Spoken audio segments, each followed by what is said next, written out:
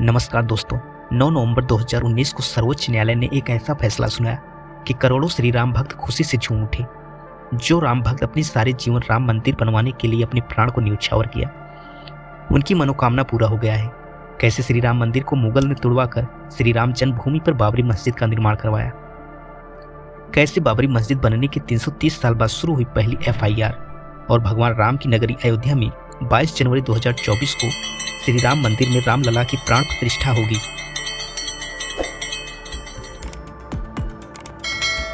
लोक रथ है, जनता का रथ है, जो सोमनाथ से चला है और जिसने मन में संकल्प किया हुआ है कि 30 अक्टूबर को वहां पर पहुंच करके कार सेवा करेंगे और मंदिर वही बनाएंगे, उसको कौन रोकेगा। आज जो भव्य राम मंदिर आकार ले रहा है, इसके पीछे दशकों तक चली लंबी कानूनी लड़ाई है। अयोध्या में राम मंदिर निर्माण का सफर काफी चुनौती भरा रहा है। अदालतों में चली लंबी लड़ाई और फिर शीर्ष अदालत के फैसले के बाद मंदिर का निर्माण शुरू होना अब देशवासियों को इंतजार है तो 22 जनवरी 2024 का। आइए अब आपको इतिहास में लेकर चलते हैं। किस्सा 1526 से शुरू होता है। ये वो साल था जब मुगल शासक बाबर भारत आया। 2 साल बाद बाबर के सूबेदार मीर बाकी ने अयोध्या में एक मस्जिद बनवाई। यह मस्जिद उसी जगह बनी जहां भगवान राम का जन्म हुआ था। बाबर के सम्मान में मीर बाकी ने इस मस्जिद का नाम बाबरी मस्जिद दिया। ये वो दौर था जब मुगल शासक पूरे देश में फैल रहा था। मुगलों और नवाबों के शासक के दौरान 1528 से 1853 तक इस मामले में हिंदू बहुत मुखर नहीं हो पाया। 19वीं सदी में मुगलों और नवाबों का शासन कमजोर पड़ने लगा। अंग्रेज हुकूमत प्रभावी हो चुकी थी। इस दौर में ही हिंदुओं ने यह मामला उठाया और कहा भगवान राम के जन्म स्थान मंदिर को तोड़कर मस्जिद बना दिया गया है। इसके बाद से राम लला के जन्म स्थान को वापस पाने के लिए लड़ाई शुरू हुई।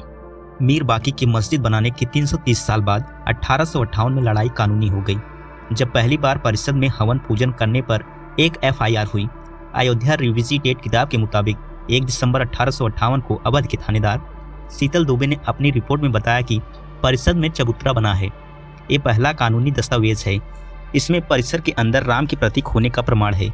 इसके बाद तारों की एक बाड़ खड़ी कर विवादित भूमि के आंतरिक और बाहरी परिसर में मुस्लिम और हिंदुओं को अलग अलग पूजा और नमाज करने की इजाजत दी गई। में हुई घटना के 27 साल बाद 1885 में राम जन्मभूमि के लिए लड़ाई अदालत पहुंची, जब निर्मोही अखाड़े के महंत रघुबर दास ने फैजाबाद के न्यायालय में स्वामित्व को लेकर दीवानी मुकदमा दायर किया। दास ने बाबरी ढांचे के बाहरी आंगन में स्थित राम चबूतरे पर बने अस्थायी मंदिर को पक्का बनाने और छत डालने की मांग की। तब जज ने फैसला सुनाया कि वहां हिंदुओं को पूजा अर्चना करने का अधिकार है, लेकिन वे जिलाधिकारी के फैसले के खिलाफ मंदिर को पक्का बनाने और छत डालने की अनुमति नहीं दे सकते। आज़ादी के बाद तेज हुई राम मंदिर मुहिम। एक ओर जहां देश भर में अंग्रेजों के खिलाफ आंदोलन चलाकर आज़ादी लेने की मुहिम जारी रही, वहीं दूसरी ओर राम जन्मभूमि की लड़ाई भी जारी रही। देश के आज़ाद होने के 2 साल बाद 22 दिसंबर 1949 को ढांचे के भीतर गुंबद के नीचे मूर्तियों का प्रकटीकरण हुआ।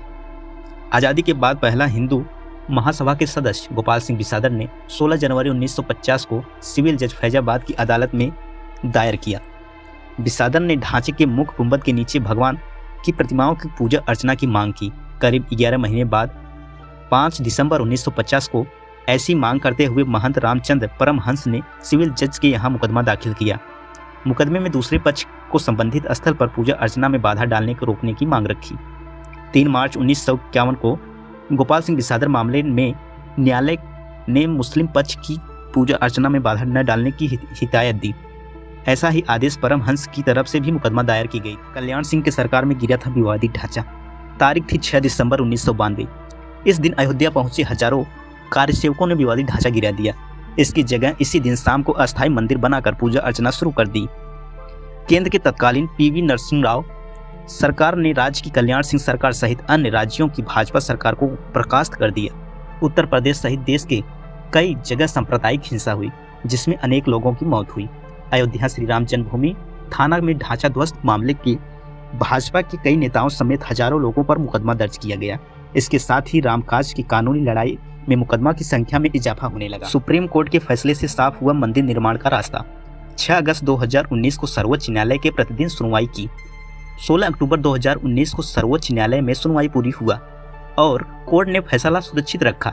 इससे पहले 40 दिन तक लगातार सुप्रीम कोर्ट में सुनवाई हुई। 9 नवंबर 2019 को 134 साल बाद से चली आ रही लड़ाई में अब वक्त था अंतिम फैसले का। 9 नवंबर 2019 को सर्वोच्च न्यायालय ने संबंधित स्थल को श्री राम जन्मभूमि माना और 2.77 एकड़ भूमि रामलला के स्वामित्व की मानी। वहीं निर्मोही अखाड़ा और सुन्नी वक्फ बोर्ड के दावों को खारिज किया। इसके साथ ही कोर्ट ने निर्देश दिया कि मंदिर निर्माण के लिए केंद्र सरकार 3 महीने में ट्रस्ट बनाए और ट्रस्ट निर्मोही अखाड़े के एक प्रतिनिधि को शामिल करे। इसके अलावा यह भी आदेश दिया कि उत्तर प्रदेश की सरकार मुस्लिम पक्ष को वैकल्पिक रूप से मस्जिद बनाने के लिए 5 एकड़ भूमि किसी उपयुक्त स्थान पर उपलब्ध करवाए। इसी के साथ दशकों से चली आ रही लंबी कानूनी लड़ाई समाप्त हुई। अब बारी थी निर्माण की। 5 फरवरी 2020 को प्रधानमंत्री नरेंद्र मोदी ने अयोध्या में मंदिर निर्माण के लिए राम जन्मभूमि तीर्थ क्षेत्र ट्रस्ट की घोषणा की। ठीक 6 महीने बाद 5 अगस्त 2020 को अयोध्या में राम मंदिर का आधारशिला रखी गई, जिसमें पीएम मोदी शामिल थे। अब 22 जनवरी 2024 को मंदिर में भगवान का प्राण प्रतिष्ठा होगा, जिसके बाद मंदिर लोगों के लिए खुल जाएगा।